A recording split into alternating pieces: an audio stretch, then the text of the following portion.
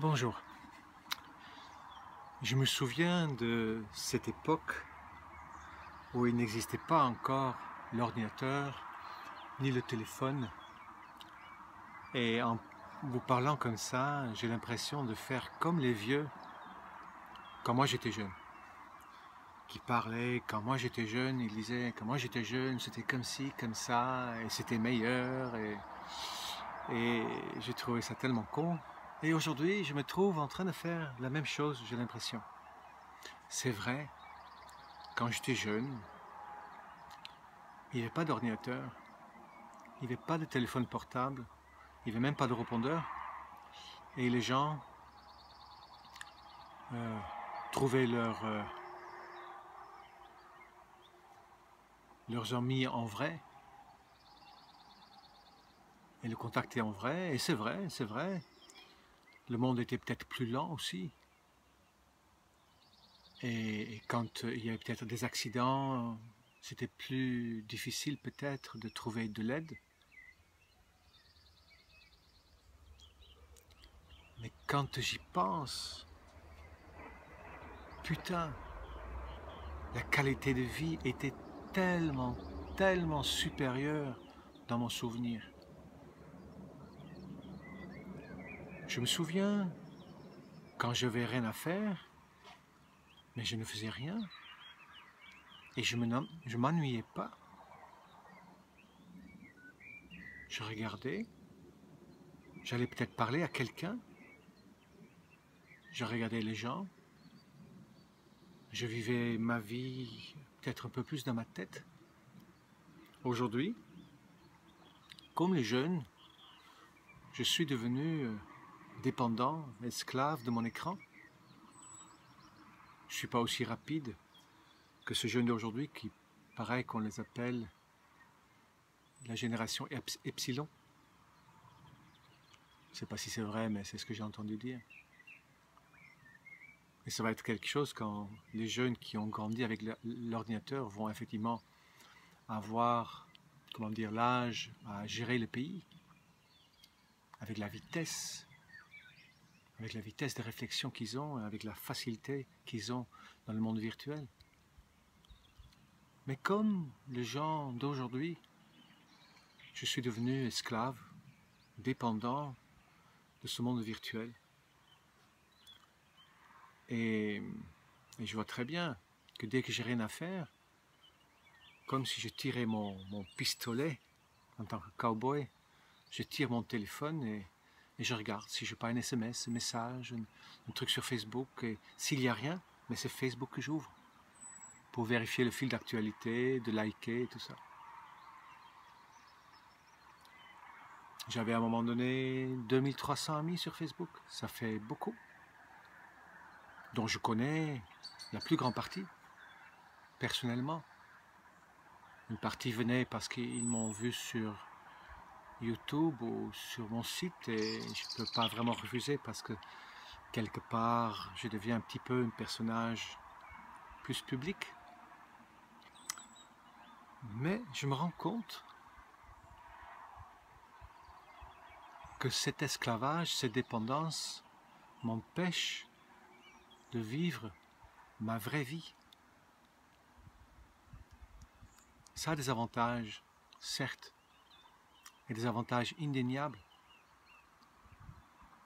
de rester en lien avec ceux que je connais et que je ne vois pas au quotidien ou régulièrement, de faire connaître mes activités pro, de tenir mon journal de bord, perso,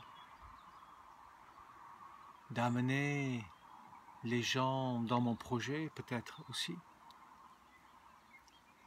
Mais hier soir, quand j'étais couché dans mon lit, je sentais de quelle manière ça me retenait aussi en arrière. Je sens, quand je pense, oui, Facebook, dans ma vie, surtout Facebook, non Facebook, je sens Facebook avec tout ce petit fil à la patte, qui ne sont pas nécessairement négatifs, mais qui sont le fil à la patte avec le passé, avec certaines personnes, avec des groupes, avec... Et quand je pense pas Facebook, je sens un élan que je m'offre à être davantage présent ici et maintenant. Un élan qui va servir à peut-être m'ennuyer un peu, à reapprendre à ne rien faire, à être avec la vie, qui va m'offrir du temps davantage pour ma future compagne, pour mes amis. Comme ça, quand je serai avec les gens, je serai vraiment avec eux,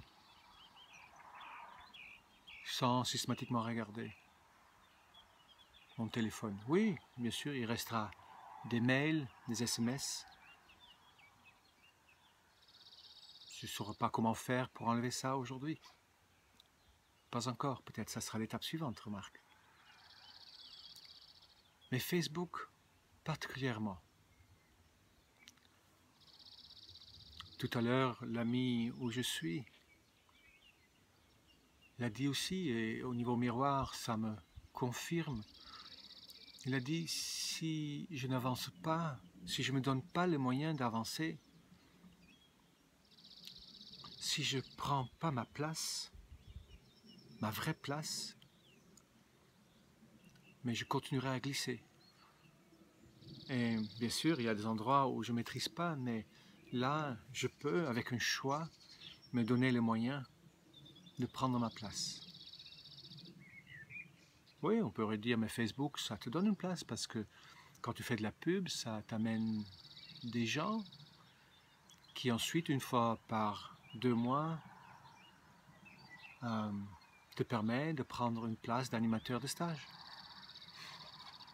Je dirais qu'en lâchant Facebook, sans critiquer ou juger Facebook, bien évidemment, je pense que c'est un très bon moyen de rester en lien avec son réseau social.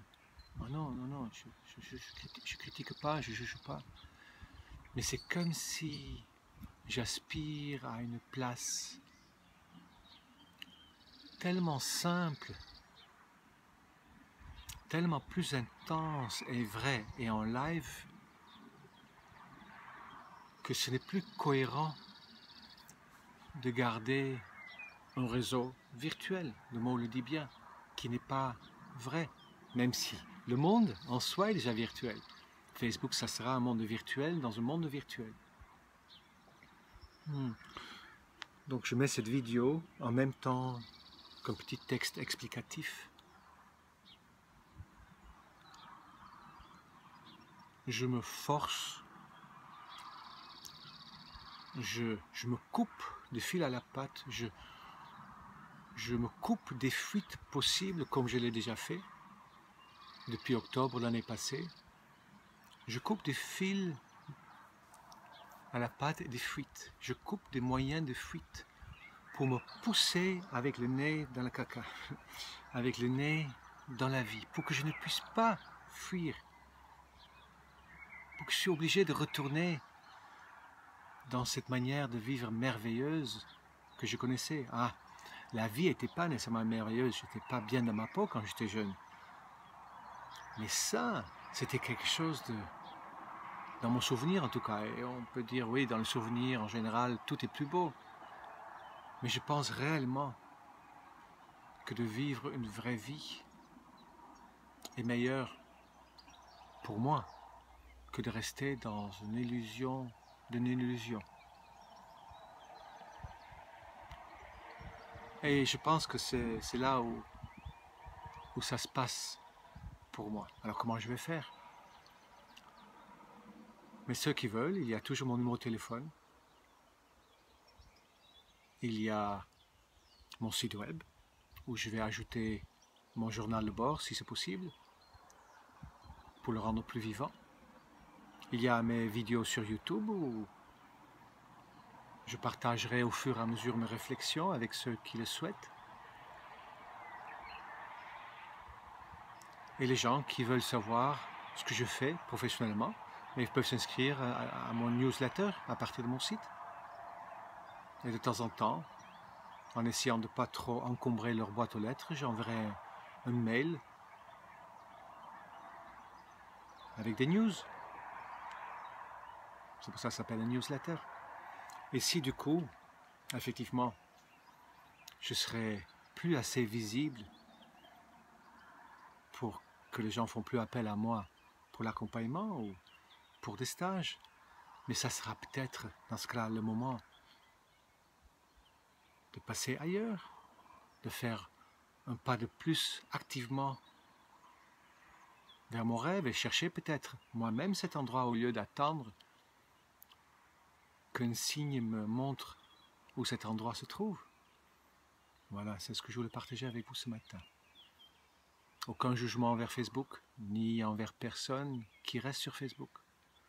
Au contraire, je remercie celui qui l'a inventé.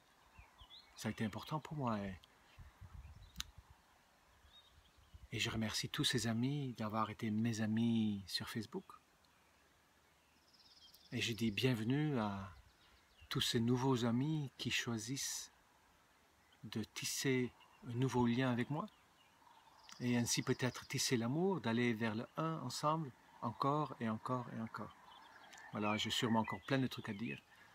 Mais c'est ce que je voulais partager pour accompagner mon petit texte. Et comme je dis, la détermination de clôturer mon compte, donc, ce dimanche qui vient. Ça va être un moment particulier.